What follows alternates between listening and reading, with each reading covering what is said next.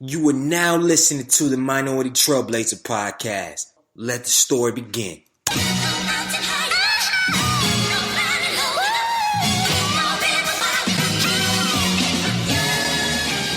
One time for the lovers, 2 times for the ladies, 3 times for the brothers, 4 times for the babies. Do you love her? Do you love her? Do you love her? Do you love her? Do you love her? Do you love her? Do you love her? Do you love her? Do you love her? Do you love her? Do you love her? Do you love her? Do you love her? Do you love her? 1 time for the lovers, 2 times for the ladies, 3 times for the brothers, 4 times for the babies. Do you love her? Do you love her? Do you love her? Do you love her? Do you love her? Do you love her? Do you love her? Do you love her? Do you love her? Do you love her? Do you love her? Do you love her? Do you love her? Do you love her? Do you love her? Do you love her? Brown skin, love her brown skin, love her brown. Brown skin, love her brown skin, love her brown. She my brown skin, love her brown skin, love her brown. She my brown skin, love her brown skin. Hold me down. Welcome to the Minority Trailblazer Podcast, and I'm your host, Greg Eel, the culture change agent. You already know in this show we interview young, successful minorities in a variety of fields to educate, empower, and inspire our current and future generation of leaders. And today I got a special episode for you. Yo, I'm doing this thing solo. I haven't did a solo episode in probably around like 30. I was going to save it till episode 100, and I'm still going to do something special for episode 100. I just don't know yet. But a lot has been on my heart, and a lot of people have been asking a lot of questions. And I just want to show y'all where I'm currently at, man. So today I'm going to talk about the top 20 mistakes that I have made in my speaking, podcasting, and business career thus far. That is the tempo on the topic. I'm being outrageously honest, outrageously vulnerable. And yeah, hopefully I can get a lot of feedback from this show via LinkedIn, via SoundCloud, via email, all that good stuff on Twitter. Let me know what's rocking. Let me know what you agree with. Let me know what you've encountered. And we're going to break this thing down together. Before I jump into the show, I want to start off with 2 housekeeping things. One, if you haven't already, go to TrailblazersUniversity.com. That is where I have a landing page for a site that I'm going to be starting in 2019. It's going to be a membership platform, and every week we're dropping new content on that platform, video, audio. We're going to have live Q&As, accountability sessions. It's going to be a game changer for anybody that is in business or just life and needs that extra push in that personal development space. We're going behind the scenes with some of America's leading minority trailblazers in the realm of finances, real estate, app developments, websites, all that good stuff. Like, it's like the Trailblazers Podcast behind the scenes. Like, we're going to focus a little bit on story, but not as much as we do in this podcast. Like, we going in knee deep into the operations. Like, what software do they use? How much money are they really making? What are the unique benefits of X, Y, and Z? What are unique disadvantages? We're going behind the scenes with some of the leading trailblazers in a variety of different fields. And I just can't wait for you to join this, man. I really can't. So go to TrailblazersUniversity.com to sign up for more information. Like, when you sign up, that doesn't mean you're paying anything just yet. It just keeps you on the list. So when it does arrive, that you are the first to get discounts, the first to know, and all that great stuff, man. And we are building a rock solid foundation. So I want you to get in on the grass floor. Because this was going to happen, right? As we continue to grow and expand, prices jump, things change. And I don't want anybody to be like, yo, G done switched up on this, man. He now it costs $100 a month to do this. Nah, get in on the ground floor, right? And be one of the original founders, one of the original trailblazers, what have you. Also, too, I am having and now actually 1 spot is already taken off the thing. I have 5 spots left on my Mastermind Group. I just started promotion today. It's going to be a 6 individual Mastermind Group as we close out the year. 9 sessions over the next 2 months starting November 10th. I believe we're going to be starting at Saturday or Friday. Once we get the people in the group, we'll confirm actually the days and the times we'll actually be able to meet. But we're going to have hot seats, accountability, sharing resources, etc. And if you're not familiar with a mastermind group, rather, I want to give you some context. In 2013, I was a financial analyst. I had a website, but it was just really for blogging. That's why I wanted to be a blogger. I never delivered a keynote presentation. Like, I always had that gift of communication and speaking, but never delivered a keynote, and hadn't written a book. and hadn't even heard a podcast. And with the Mastermind Group I joined in 2013, that's what gave me the inspiration to become a speaker, gave me the layout and some of the tools in order to start a podcast, as well as gave me the inspiration to say, yo, G, you do have a story. I know I have a story, but I was going to wait till later in life to write the book. They said, no, write it now. And with their encouragement and their consistency, I was able to now, like I said, 2 books, over 200 live presentations. I mean, my speaking fees for colleges around $3,500 to $4,500 a keynote for colleges, and that's going to rise. By the time you listen, it's going to rise. So if you're a college person right now, it's going to rise. That doesn't mean that every single time I hit the stage, I get that. However, that's the baseline. And if I go lower, it's because I choose to go lower. It's something that I committed to and I cool. Because I still do some not kindergartens, but elementary schools, middle schools, high schools for free. I do. But it's because I choose to do it, not because they choose. So, and now we're entering the corporate space. I can't wait. 2019, we're entering the corporate space. But yeah, this Mastermind Group, we're going to be working with individuals that are looking to start, or end rather, 2018 on fire and start 2019 focused, locked in, and with a plan on how to execute on their dreams and goals. So only serious individuals need to really apply, because it's going to take a serious upfront investment to start.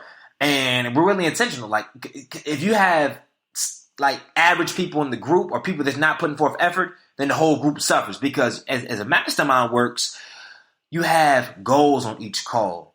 You have people on hot seats. And what a hot seat is really, I'm going to call it a spotlight. What a spotlight is say if my goal was to lose weight and I was having a problem with eating.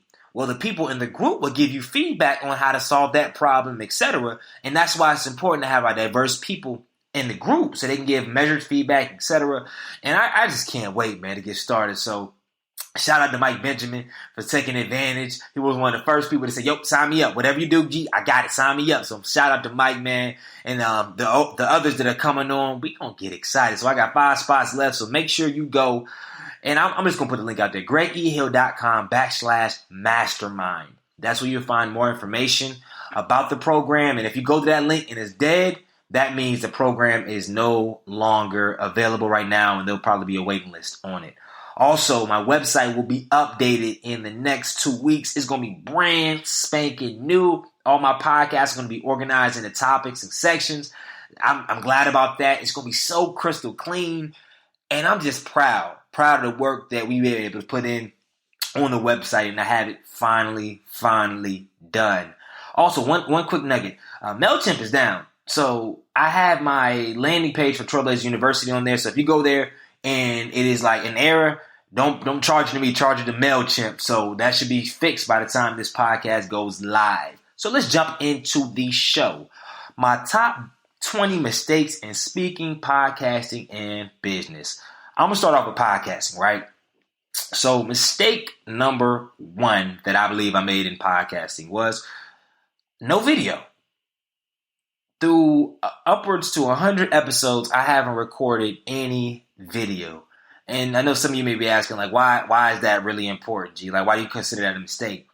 I feel as if at some point around like 20 to 30 episodes, I really should have incorporated video maybe once a month, or not like every single day, but just having that video on there so my YouTube audience, not only can they hear audio, they can see faces and voices. As well as I know in the future, I want something like the State of the Culture podcast. I want to have live studio guests like Lewis House has, and that's where we're transitioning to. We're always going to have the audio section, but there's something different when you have video. You can see people's faces. You can see people's emotions, the energy, and all that stuff. How they flinch if you ask a question they really don't want to answer, but they got to answer because they're on the podcast and all that good stuff. And I wish I would have tactfully incorporated video a little bit sooner into my platform and how I moved, and I think that would have been very, very helpful for me. Mistake number 2, I stopped using Instagram on my personal account to promote the podcast around episode 30. So there's a large percent of my Instagram followers that do not even know I have a podcast. Like, it's crazy. They don't know I have a podcast. I stopped around episode 35. And the reason was because at the time, I thought that me posting pictures of other people on my regular page would be like a detriment. Like, people wouldn't really rock with it. Or people would stop, the engagement would kind of drop. Because I really get kind of high engagement on my regular page. But I said I didn't want to kind of intertwine it. which in hindsight, I really should have just kept doing that, because once people realize that that's kind of your thing, that you are a podcast and you will be promoting on your platform, then people start shifting and they engage just like it's nothing. But you have to set that kind of routine. So I stopped a lot early, and I do have a Minority Trailblazers Instagram account, and honestly, it's dormant. I haven't posted since episode 79, and I was just posting pictures and not really engaging with people, etc. So that's one thing that I am going to change in 2019. I'm actually hiring a virtual assistant to kind of help me with that, and I will be managing it as well. But I have to use Instagram because I have people like, the Kayla Matthews and shout out to the Side Hustle Pro podcast. Like, I remember when they first started, they reached out to me to get some tools and tips.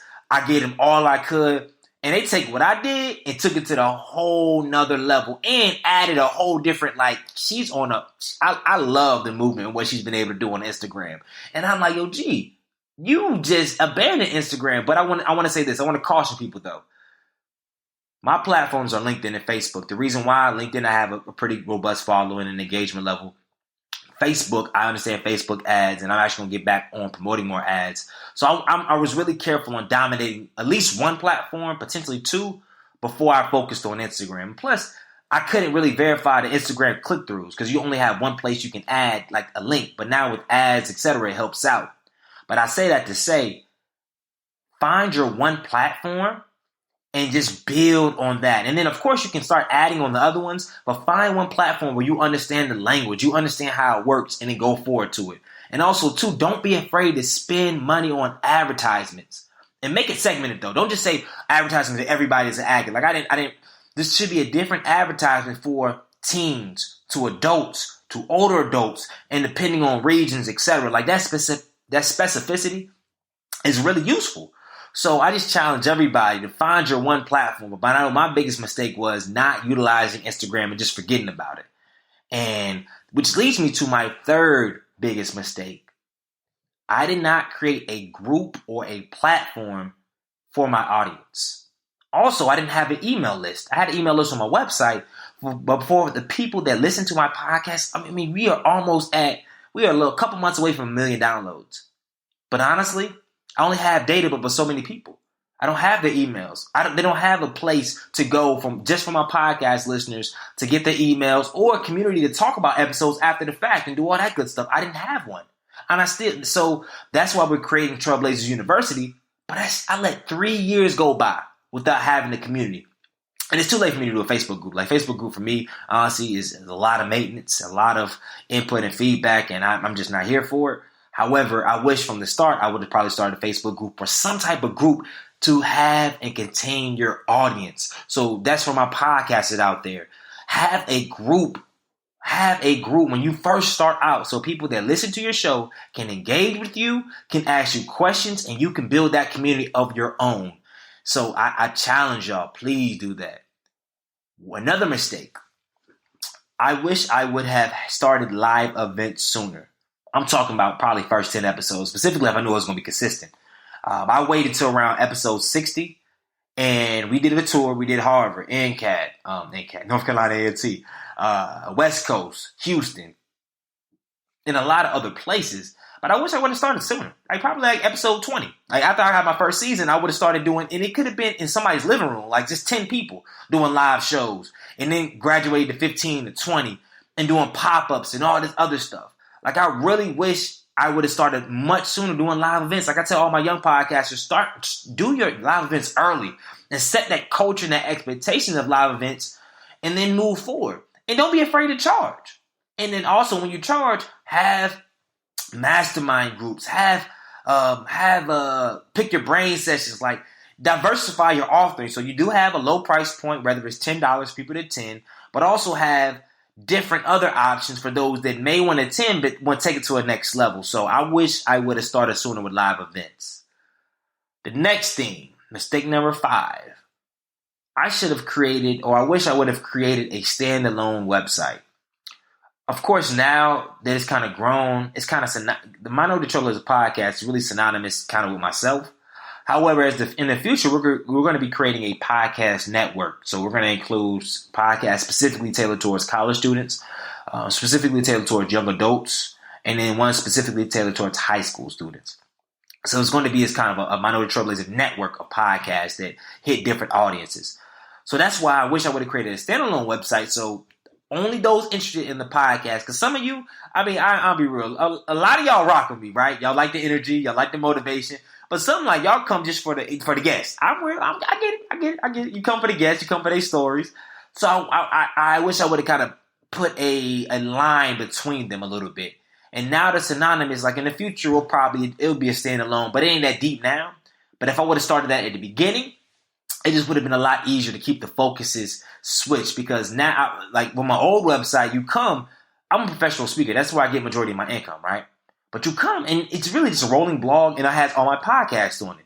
So people see podcasters. So say, for instance, if like somebody, like one of you right now, you work at a corporate company, you like, yo, G is motivational. I want him to come speak for the interns, and I know he'll kill it. But if you share with your employer, they're like, oh yeah, bring him in. Just shoot me his website. They'll go to my website, and I do have a speaking tab, but it has like a running blog. It's all over the place. So that's why it was really hard in the beginning, and even up to this day until I transferred to my new website, to really stamp, like, people don't, like, yo, I've spoken at like some of the biggest universities in the country, and it's not reflected on my online presence, and that's my fault because it has a lot of stuff into it. So I would have created a standalone website. Mistake number 6 in my podcasting space. I stopped writing copy for all my guests to promote my shows probably around mid 2017. And what does that mean?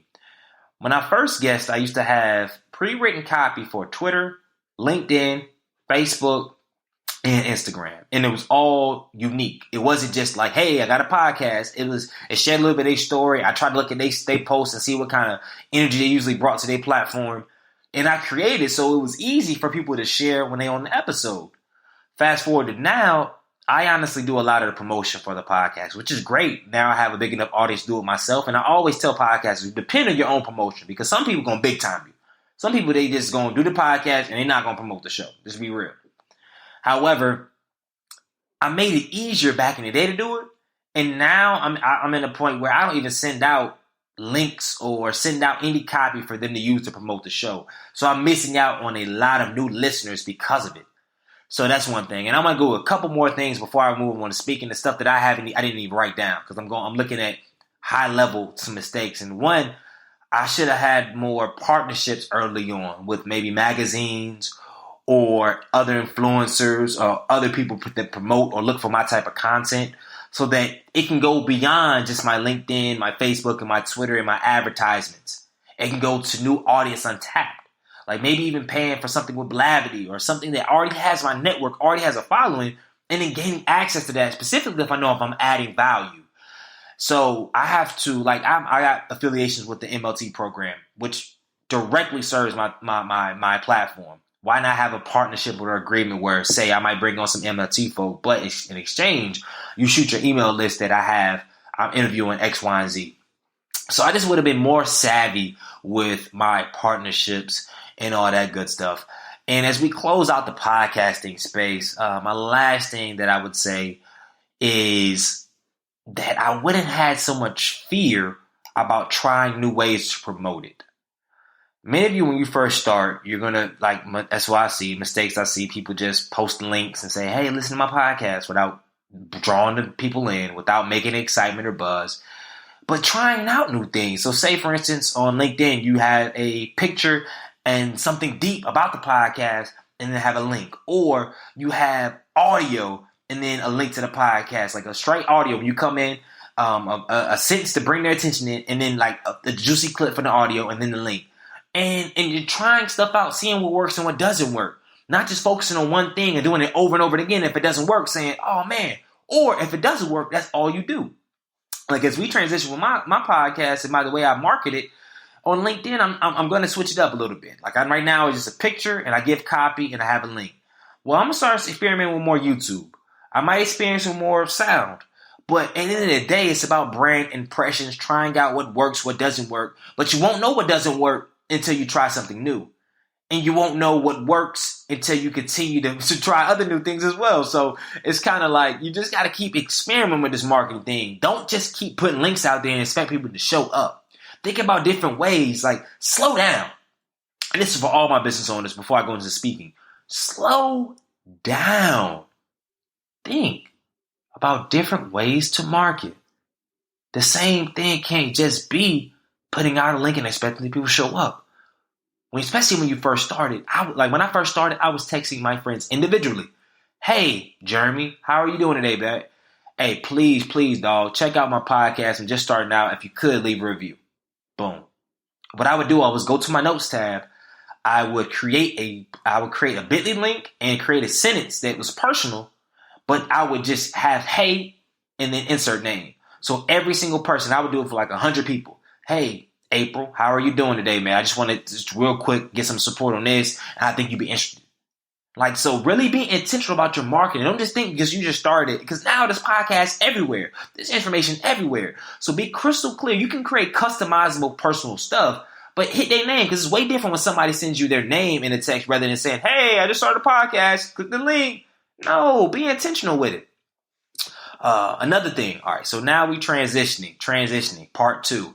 I got to do a quick plug to Minority Trailblazer Nation. Yo, if you haven't already if you want to find out more about Trailblazers University, not the only, but a membership platform to help you in your personal and business, check out trailblazersuniversity.com to sign up for more information. Also, if you haven't already, if you're interested in working with me one-on-one for 2 months straight, make sure you go to gregehill.com/mastermind to find out more information to join our mastermind group to take your goal and get to the next level as we close out 2018. So, back to the show.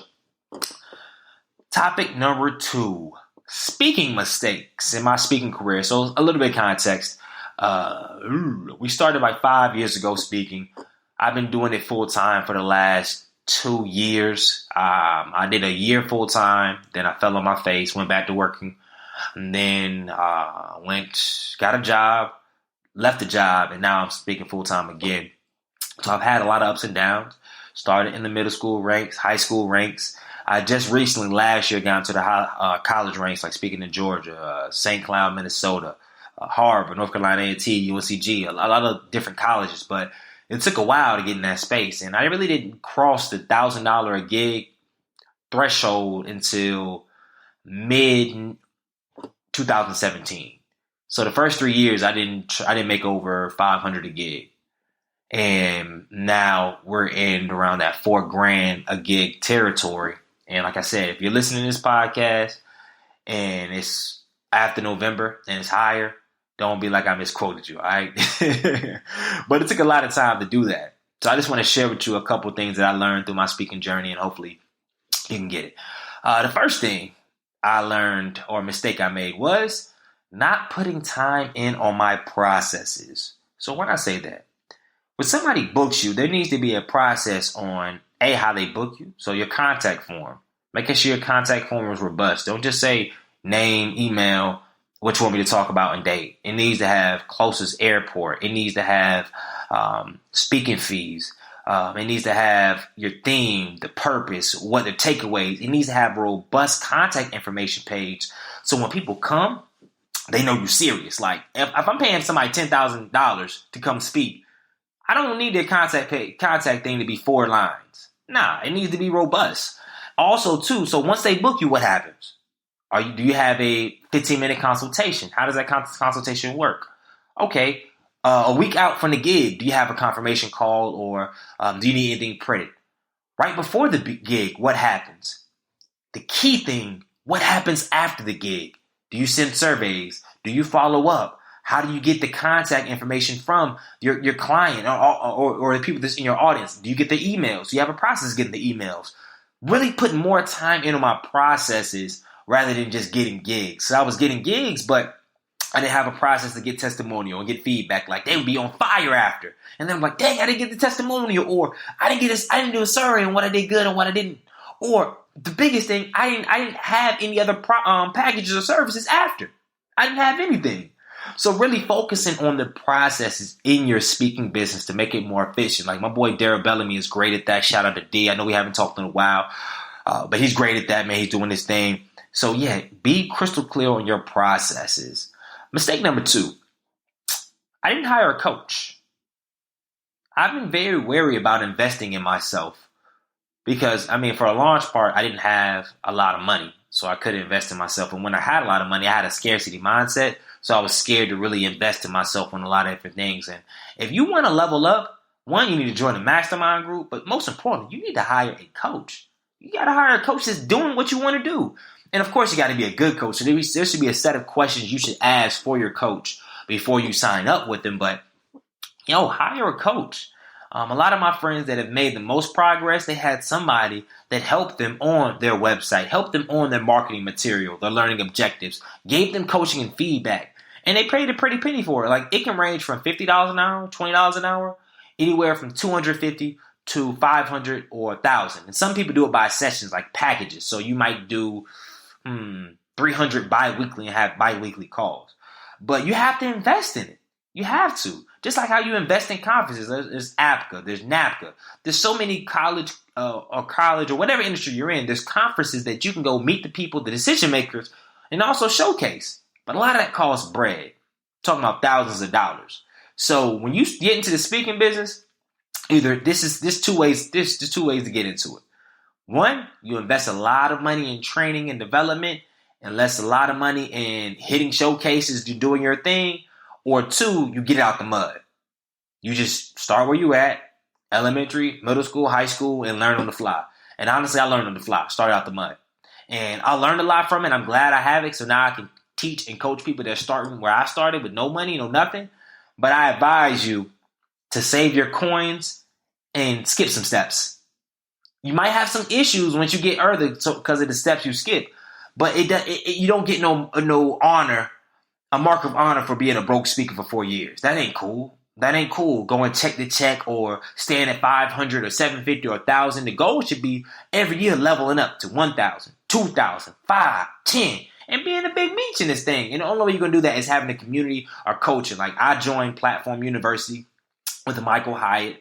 And that's where I got the inspiration behind my own membership platform, because his platform helped me with my blogging, helped me with my writing and how to grab images and how to write headlines and how to get an audience from the jump.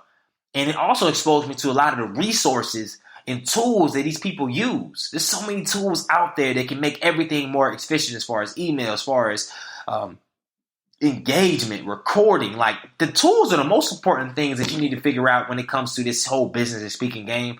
And I didn't know. So not hiring a coach or investing in a mastermind group or something of that nature was a huge mistake that I made. Actually, I did invest in groups and stuff like that, but I wish I would have had that one-on-one coach experience. Third mistake, and everybody's heard this, is not charging more after the first year. So after the first year I spoke, I was doing a lot of free gigs, doing a lot of $75 an hour gigs or $75 for a keynote. It's crazy now I think about it. Like I'm going in, and I'm better now. But at the end of the day, I wasn't that much better than I was back then. Outside of getting more clear on my takeaways, and of course my presentation skills have gotten a little better in the display aspects of it. But I'm still relatively the same guy. But how can we charge like almost $100 more? 100% more, 100 times more than what I did charge. Because I didn't set the price. I said in the day, the difference, it's crazy, right? When I had my first check for $3,500, my check before that was $500. The only difference within that conversation is when she said, how much do you charge? And I said, well, it's going to be $2,700 for the keynote. You want me to do 4 extra sessions, little small workshops. I will do that for $350 a session. So it ended up doing 2 more sessions. So it ended up around $3,500. And I was like, wow. And that was for 3 hours worth of work. I couldn't believe it. Nothing changed at all. I just made a decision to charge more. I delivered on it, but still nothing changed. So that's just a word of the wise. Like, of course, I had they wouldn't follow me for a while. I wanted to speak, so they were cool with that. But I wish I would have charged more. Just mistake, I think number 5. Not having an outbound marketing strategy. I lived and died by referrals, which is cool. Referrals are great. Referrals are a lifeline of majority of businesses.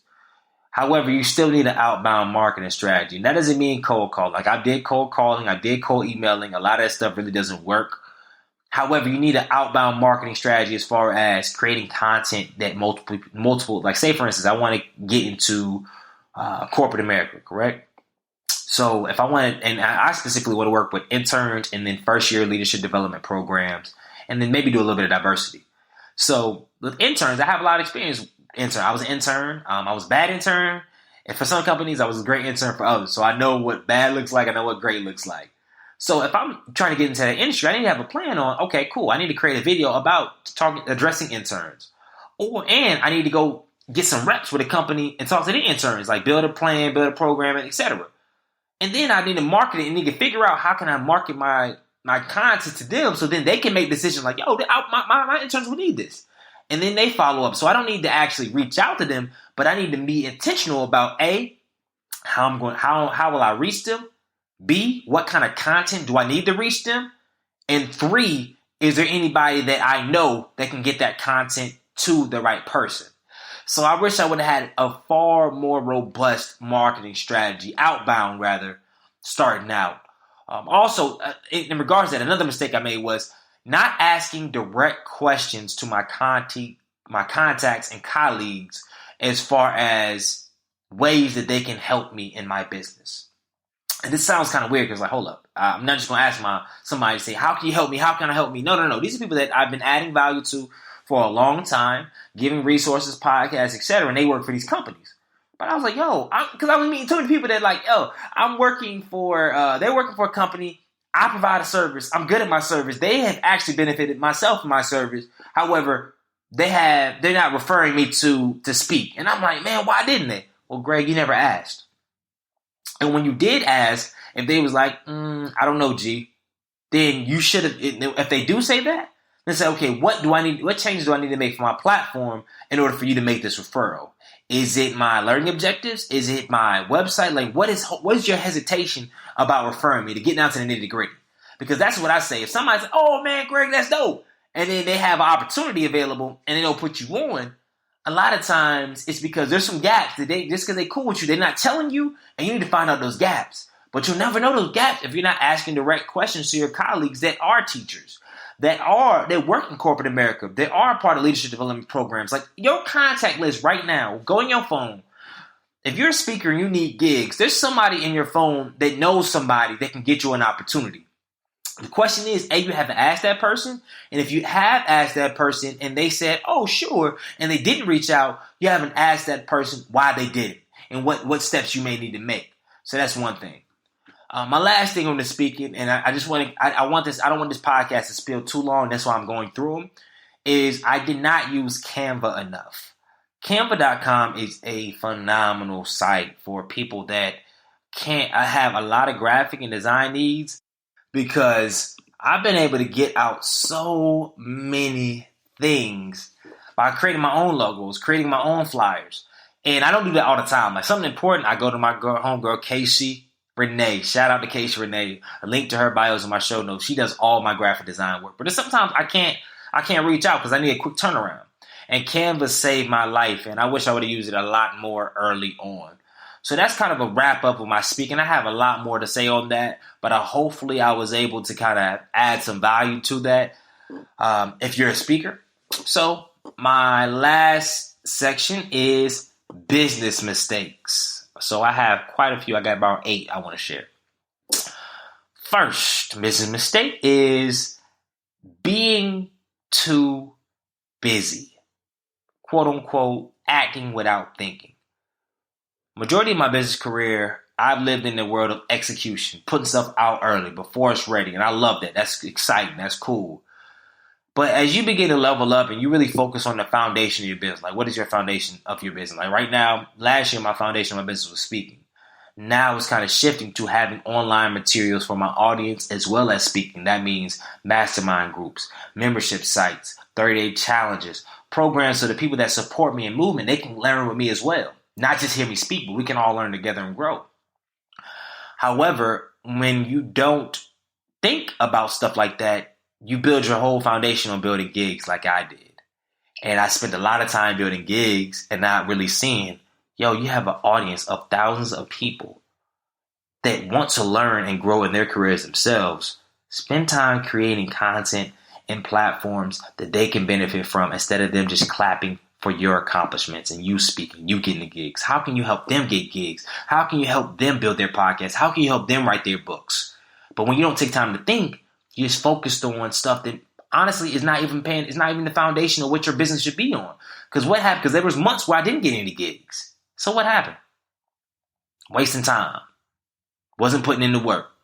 So when you read, you're constantly reading, looking at other material and just getting inspiration and praying on what you like thinking before acting. It opens up a lot of things. That's one thing I didn't do in my business. I didn't really look at what the foundation was and how it was going to support a broader foundation. So if one thing falls, everything doesn't happen. Like this year, I was able to survive when my conference fell apart.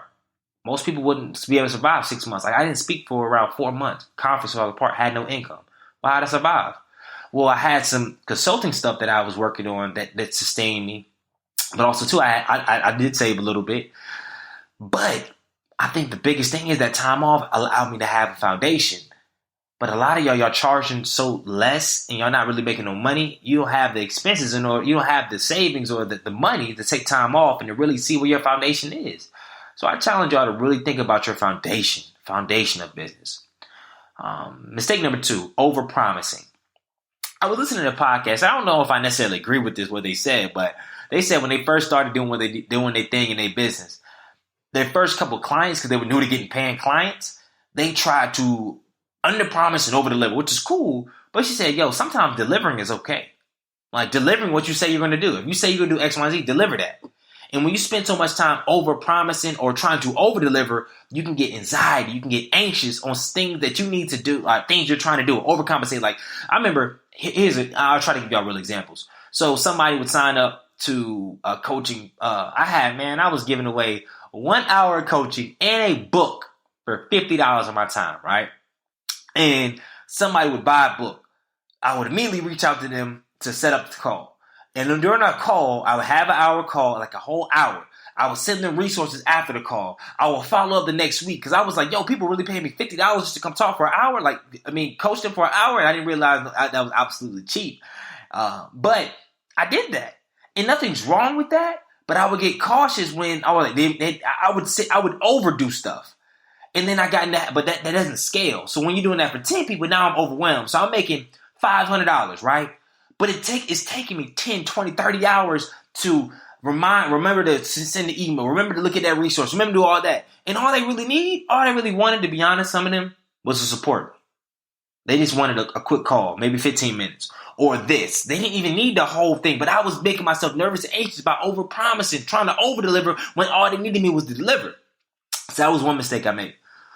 Also, 2, and this is going to be real, setting boundaries working with women.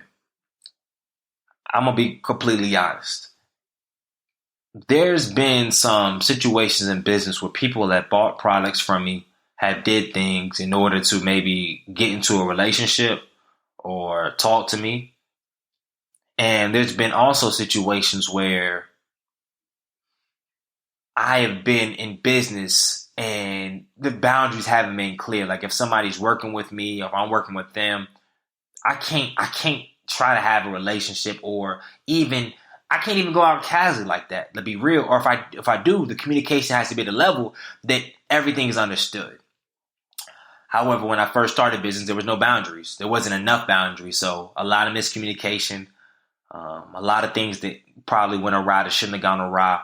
And it was due to lack of communication and lack of other things as well. So that's one thing going forward that I know that I'm doing a lot better in, but having boundaries specifically, because it'd be easy if I was married, but you ain't married, you a single brother doing your thing, and you working with a lot of women, because I mean, honestly, a lot of women listen to this podcast. A lot of women are doing phenomenal things.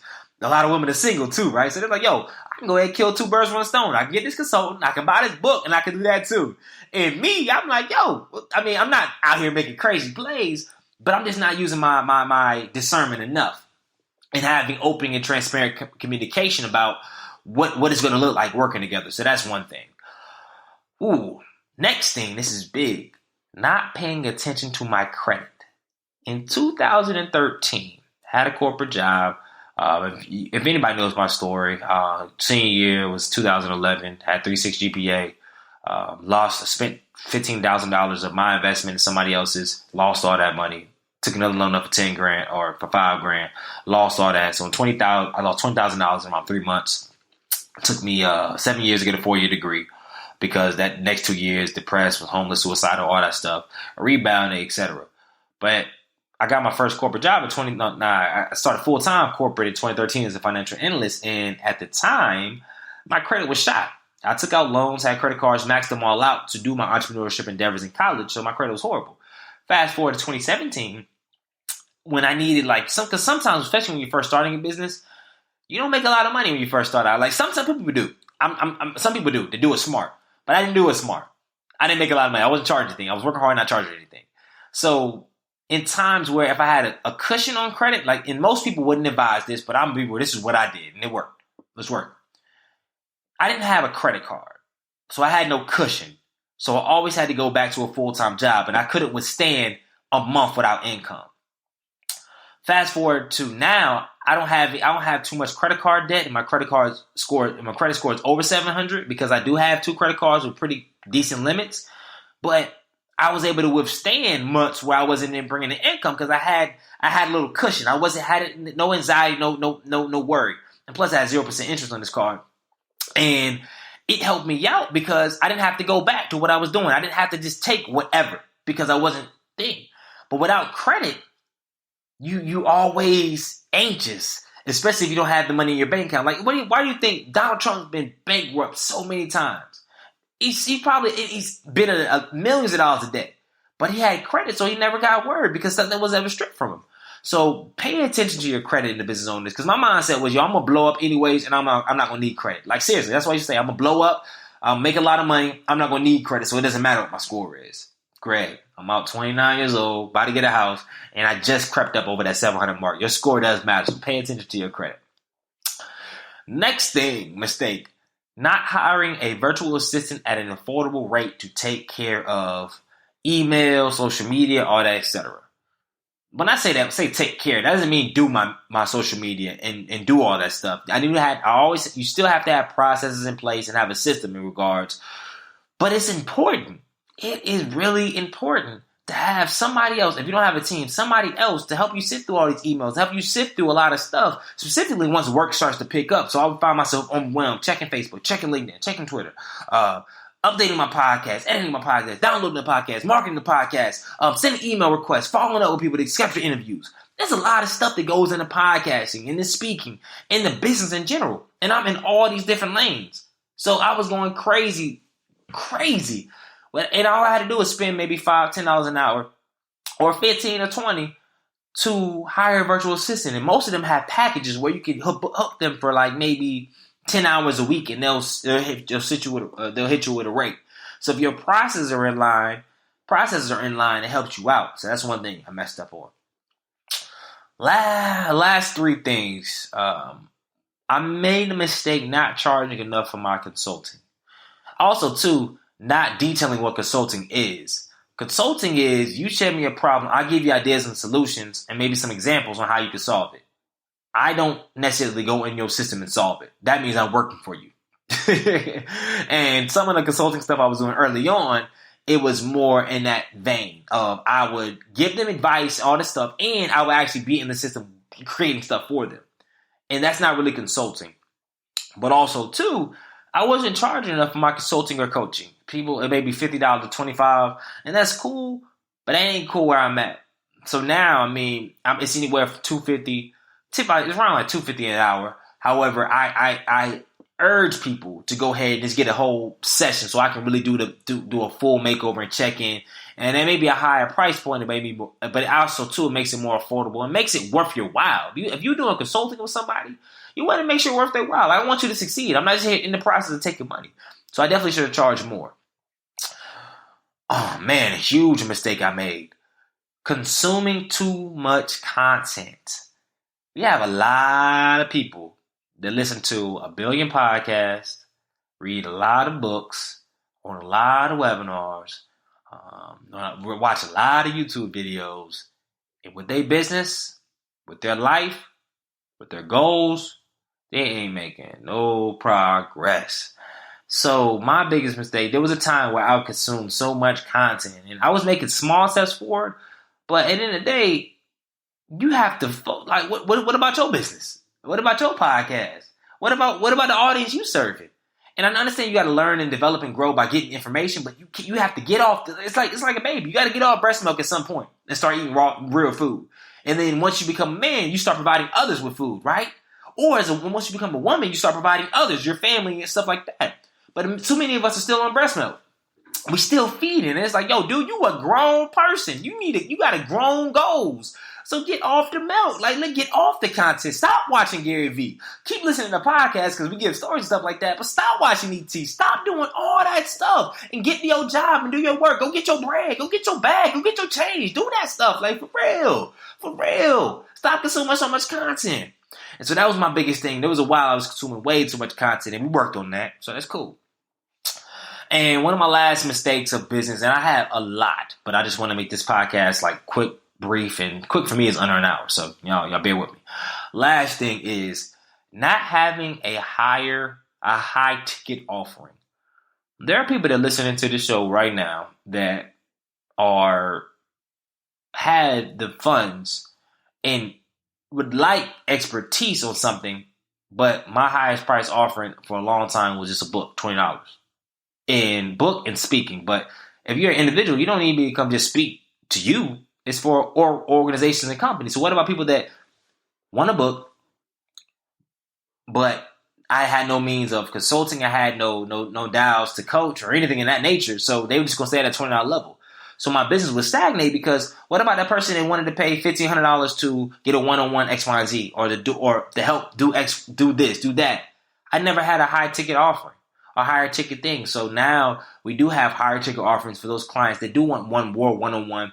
And that's why you have levels. So I create free content as far as on YouTube, Instagram, primarily through podcasts.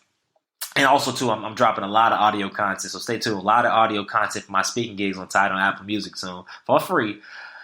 And that's the first people that really can't afford. But there's other people that maybe they want to join Trailblazers University. It might be around $9 or $20 a month for it, and they can get continuous content. But then there's the other person that may want coaching, one-on-one.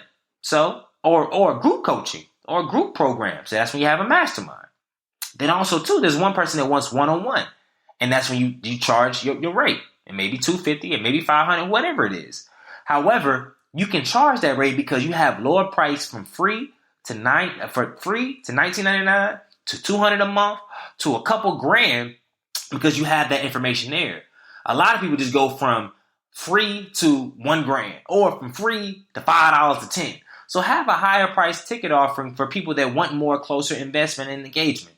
So I think that's all I really have. I have a lot more game to give, a lot more knowledge, but that's just my 20 mistakes that came off the top of my head. I pray that these mistakes, you avoid them. I also pray that if you want to avoid them, you join the Mastermind Group, GreggyHill.com/mastermind, or sign up for TrailblazerUniversity.com. That's coming soon. And also, too, that you just continue to get the right resources and the right information in order to change the game, man. So that's all I got for you. I appreciate y'all for listening. It's been, right now, we're clocking in around like 48 minutes, so I'm proud of myself. We got in, got out.